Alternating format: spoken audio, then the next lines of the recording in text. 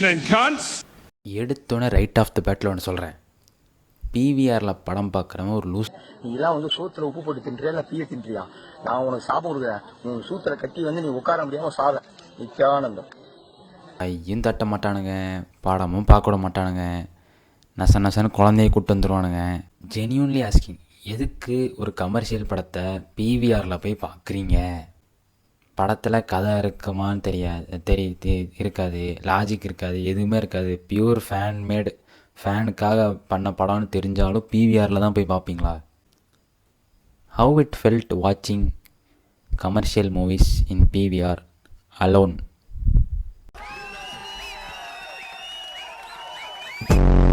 நான் மட்டும் தனியாக கத்திட்டு இருக்கேன். It's so embarrassing. Coming to கருப்பு, படத்தை 2 பார்ட்டாக பிரிக்கலாம். ஃபஸ்ட் ஆஃப், செகண்ட் ஆஃப் அப்படியும் சொல்லலாம், இல்லாட்டி ப்ரோஸ் அண்ட் கான்ஸ் அப்படின்னு சொல்லலாம். படத்தோட ப்ரோஸ், ஃபஸ்ட் ஆஃப் தான் ப்ரோவே. Peak first half, peak writing, peak characters, peak character acting. படத்தில் வந்த எல்லாருமே நல்லா நடிச்சிருப்பாங்க. சூர்யா பயங்கரமாக நடிச்சிருப்பார், ஆர்ஜே பாலாஜி பயங்கரமாக நடிச்சிருப்பார். அப்பா பொண்ணுன்னு சொல்லிட்டு ஒரு கேரக்டர்ஸ் ஆகும் 2 பேர். அவங்கள பார்த்தாலே தாரத்தாரையாக தண்ணி ஊற்றுது, எனக்கு அழுகையாக வருது. ஃபஸ்ட் ஆஃப் வந்துட்டு இட் வாஸ் டூ பர்ஃபெக்ட். ஒரு காடு வந்துட்டு பவரே இல்லாமல் உன்னால் ஹியூமன் வேர்ல்டில் சர்வை பண்ண முடியாது அப்படின்னு ஒரு ஹியூமன் காடுகிட்ட ப்ரூவ் பண்ணிட்டான். ஆர்ஜே பாலாஜி வந்து அங்கே மாஸ் காட்டிட்டான் அப்படிங்கிற மாதிரி. அதில் அதை ஒத்துக்க முடியாத கடவுள் வந்துட்டு நீ எப்படி நடக்குது நான் பார்த்துக்கிறேன் அப்படிங்கிற மாதிரி ஒரு இடத்துல கொண்டு போய் இன்டர்வல் வச்சு வேறு லெவல் ஃபஸ்ட் ஆஃப் பிச்சுட்டான் சாய் அபியங்கர்.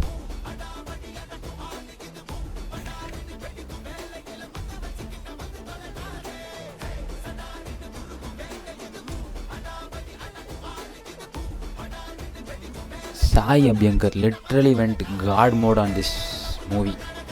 அந்த நாங்கள் 4 பேர் அந்த பாட்டு வந்தப்போ நான் வந்துட்டு சாய் அபியங்கரை கேவலமாக கை ஊற்றினேன், கேவலமாக இருக்குது அப்படின்னு சொல்லிட்டு நிறைய பேசினேன்.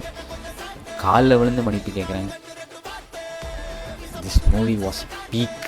லிட்ரலி எனக்கு எப்படி இருந்துச்சு அப்படின்னா, கடவுளே வந்தாலும் இங்கே இருக்கிற ஜுடிஷியரி சிஸ்டமையும் இங்கே இருக்கிற கரப்ஷனையும் பீட் பண்ண முடியாது. அப்போ நம்மளாம் ஏமாத்துறோம், அதை கடவுளுக்கே ப்ரூவ் பண்ணி காமிச்சாச்சு.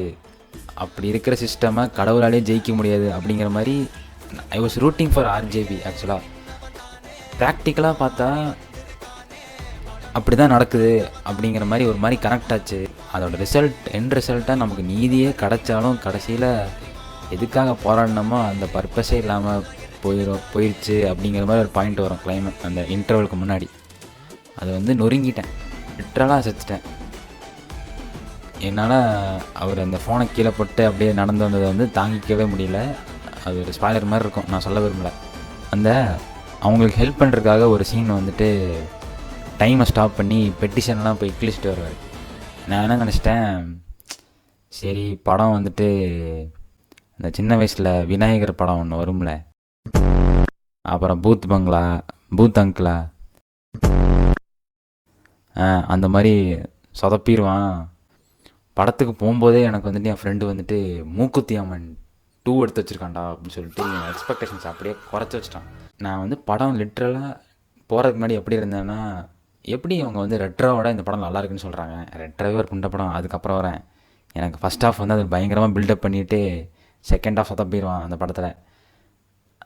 அதே மாதிரி கருப்பு வந்து எப்படி ரெட்ரோவோட நல்லாயிருக்கு, ட்ரெய்லரே கொஞ்சம் சும்மா தான் இருந்துச்சு, எப்படி ரெட்ரோவோட நல்லாயிருக்கும் அப்படிங்கிற மாதிரி கொஞ்சம் கூட எக்ஸ்பெக்டேஷன்ஸே இல்லாமல் போனேன். ஃபஸ்ட் ஆஃப் முடிச்சுட்டு என் ஃப்ரெண்டுக்கு ஃபோன் பண்ணுறேன், வேறு லெவலில் இருக்குது அப்படின்னு சொல்லிகிட்டு இருக்கேன் அவன்கிட்ட. தனியாக கத்திகிட்டு இருந்தேன், எங்கெல்லாம் மாசின்னு வந்துச்சு அங்கெல்லாம் தனியாக கத்திகிட்டு இருந்தேன். இன்டர்வலுக்கு ஒரு இது வைக்கிறாங்க, நான் வந்து தோத்துட்டேன் அப்படின்னு ஈகோவில் கடவுளே கோவப்பட்டு அந்த கேஸ் எடுக்கிறாரு. செக்ஷுவல் அசால்ட் ஒரு கேஸ் நடக்கும், 2வது கேஸ், அது எடுக்கிறாரு. நான் பேலன்ஸ் கதையே அதுதான் இருக்கும், அவர் வந்து இந்த வாட்டி பவர் இல்லாமல் பயங்கரமாக ஜெயிச்சு காட்டுவார் அப்படிங்கிற மாதிரி நான் நினச்சேன். அதுதான் flaw of the movie. Second half was hard watch. கிரிஞ்சியாக இருந்துச்சு சில சீன்ஸ்லாம். அது வந்து தேட்டர்லேயே எனக்கு சில விஷயம் அது பிடிக்கல, நல்லா இல்லை செகண்ட் ஹாஃபில். கடைசியில் எப்படி அது முடிஞ்சது அப்படின்னா, ஒரு கேள்வி கேட்பாரு சூர்யா வந்துட்டு, மனுஷங்களே மனுஷங்களை பார்த்துக்க மாட்டேங்கிறீங்க, அப்புறம் கடவுள் வந்து உங்களை பார்த்துக்கணுமா அப்படிங்கிற மாதிரி கேட்பாரு, which is valid according to God அப்படிங்கிற மாதிரி வச்சுக்கலாம். ஆனால் கடைசியில் ஆர்ஜேபி ஒரு கேள்வி கேட்பான். என்ன கேள்வி கேட்பான்னா, நீங்கள் வந்து கடவுள் மேலே இருக்கிற பயத்தில் தான் நீங்கள் எல்லாம் கெட்டது பண்ணாமல் இருக்கீங்களா, இல்லை உண்மையிலே திருந்துட்டீங்களா அப்படிங்கிற மாதிரி கேட்பான். அப்போ அங்கே இருக்கிறவங்க எல்லாருமே பயத்தினால தான் நாங்கள் வந்து கெட்டது பண்ணாமல் இருக்கோம் அப்படிங்கிற மாதிரி கிளைமேக்ஸ் போயிட்டுருக்கோம். கடவுள் வந்து லிட்டரலாக அந்த பாயிண்ட்டை ப்ரூவ் பண்ணுற மாதிரி கிளைமேக்ஸ் முடிச்சுட்றாரு.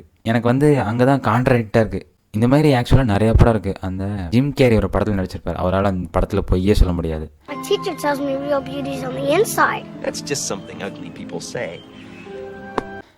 அந்த படத்தில் அவர் வந்து இந்த மாதிரி ஒரு மோசமான லாயர் தான், நிறைய பேருக்கு கேஸ் வின் பண்ணி கொடுத்துருப்பாரு. அவன் வந்து நல்லது பண்ண ஆரம்பித்து உண்மையை சொல்ல ஆரம்பித்து திருந்திடுவான். அந்த மாதிரி இருக்கும். அதோட கான்சிக்வன்சஸ் என்ன அப்படிங்கிறத புரிஞ்சுக்கிட்டு அவன் வந்து திருந்திடுவான். இந்த செகண்ட் ஹாஃப்லேயே ஒரு சீன் வரும், அவனால் போய் சொல்ல முடியாமல் வாய் கொளாடுற மாதிரி ஒரு சீன் வரும். அது எல்லாமே கிட்டத்தட்ட அந்த மாதிரி தான் இருந்துச்சு.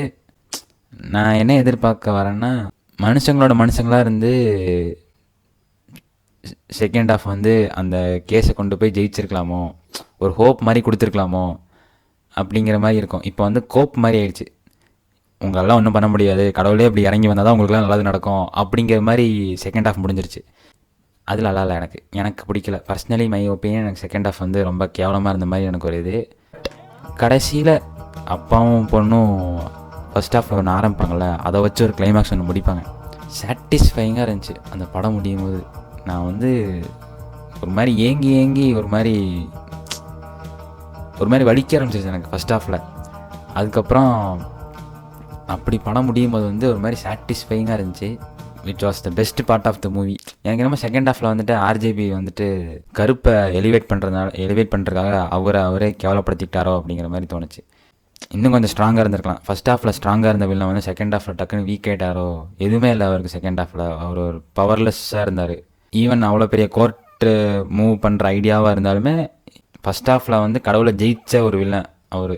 செகண்ட் ஹாஃபில் வந்துட்டு ரொம்ப டம்மியாக காமிச்சிட்டாங்களோ. மாடர்ன் வேர்ல்டில் human versus without power God அப்படிங்கிறப்போ அவர் ஒரு ஹியூமன் லெவலில் இருக்கிறப்போ ஈக்குவல் டேர்ம்ஸில் காமிச்சிருக்கலாம் அப்படிங்கிற மாதிரி எனக்கு இருந்துச்சு. பட் அப்படி காட்டலை. எனிவேஸ், இன்னும் வரைக்கும் தேட்டரில் போய் பார்க்கல அப்படின்னா கண்டிப்பாக தேட்டரில் போய் பார்க்கலாம். லோக்கல் தேட்டர்லேயே போய் பாருங்கள். அந்த பாட்டெலாம் ஓடுது, எனக்கு வந்துட்டு அப்படியே காலெலாம் துடிக்குது, முன்னாடி போய் டான்ஸ் ஆடுறா தம்பி அப்படின்னு சொல்லிட்டு. ஆனால் பிவிஆரில் போய் பார்த்துட்டு இருந்தேன், அங்கே எவ்வளோ மூச்சு கூட விடலை. ஒரு மாதிரி அன்கம்ஃபர்டபுளாக இருக்குது. இந்த மாதிரி ஒரு கமர்ஷியல் படத்தை போய் பிவிஆரில் போய் பார்த்தா. படம் நல்லா இருந்துச்சு ஓவராலாக. ஒரு செகண்ட் ஹாஃபில் ஒரு 40 நிமிஷம் ட்ராகாக இந்த மாதிரி இருந்துச்சு எனக்கு. அப்புறம் கிளைமேக்ஸ்க்கு ஒரு கிளைமேக்ஸ் இருக்கும். அது வந்து கோட் படத்துக்கு கோட் 2க்கு லீடு கொடுக்குற மாதிரி கேவலமாக ஒரு லீடு கொடுத்து வச்சுருப்பாங்க. அது எனக்கு தேவையான எனக்கு தெரியல. ஆனால் இந்த படம் பார்க்கும்போது வந்துட்டு ஞாபகம் வந்துச்சு, விஜய் வந்து ரிஜெக்ட் பண்ண ஒரு ஸ்கிரிப்ட். நியாயமாக ஜனநாயகனுக்கு பதிலாக இந்த படம் வந்துட்டு விஜய்க்கு சென்ட் ஆஃபர் இருந்தால், விஜய் வந்தோடனே ஊரில் ஒரு பிரச்சனையும் நடக்காது, அவர் நம்மளை காக்கிற கருப்பன் அப்படிங்கிற மாதிரி பயங்கரமாக இருந்திருக்கும் படம். வேறு லெவல் ஃபேர்வெலாக இருந்திருக்கும். சீரியஸாக இப்போ இருக்கிற லுக்குக்கு இன்னும் பயங்கரமாக இருந்திருக்கும் படம். But Surya's comeback is good.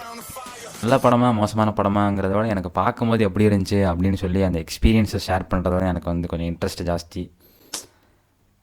அப்படியே புல்லரிச்சுது, பயங்கரமாக இருந்துச்சு, நான் அழுதேன். எல்லா எமோஷன்ஸும் நான் அந்த படத்தில் ஃபீல் பண்ண மாதிரி எனக்கு இருக்குது. So it was a good movie. Anyways, by.